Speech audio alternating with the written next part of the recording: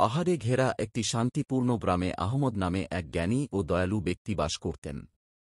আহমদ তার গভীর বিশ্বাস, নম্রতা এবং তার সদয় আচরণের কারণে সকলের কাছে একজন আউলিয়া, ঈশ্বরের বন্ধু হিসেবে পরিচিত ছিল। দূর-দূরান্তের মানুষ তার কাছে উপদেশ ও নির্দেশনার জন্য আসতেন। একদিন এক পথিক গ্রামে গিয়ে আহমদকে জিজ্ঞেস করলেন, কি একজন ব্যক্তিকে আউলিয়া করে? আহমদ মৃদু হেসে উত্তর দিয়েছিলেন, একজন আউলিয়া এমন একজন যিনি আল্লাহকে গভীরভাবে ভালোবাসেন এবং তার সমস্ত সৃষ্টির প্রতি দয়ার মাধ্যমে সেই ভালোবাসা দেখান। এটি অলৌকিক কাজ করার বিষয় নয়, বরং বিশুদ্ধ হৃদয় থাকা এবং বিনিময়ে কিছু আশা না করে অন্যদের সাহায্য করার বিষয়। পথিক তখন জিজ্ঞেস করল, আমি কিভাবে তোমার মতো হব? আহমদ প্রতিক্রিয়া জানায়, আপনি যাদের সাথে দেখা করেন তাদের সাথে সহানুভূতিশীল আচরণ করে শুরু করুন।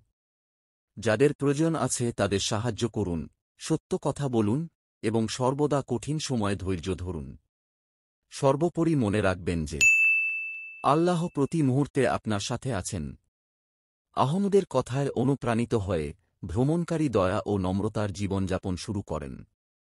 সময়ের সাথে সাথে তিনি তার ভালো কাজ এবং প্রজ্ঞার জন্য পরিচিত হয়ে ওঠেন। লোকেরা তাকে একজন আউলিয়া হিসাবেও দেখতে শুরু করেছিল, কারণ সে এক হতে চেয়েছিল না, বরং তার হৃদয়ের পবিত্রতা এবং অন্যদের প্রতি তার ভালোবাসার কারণে।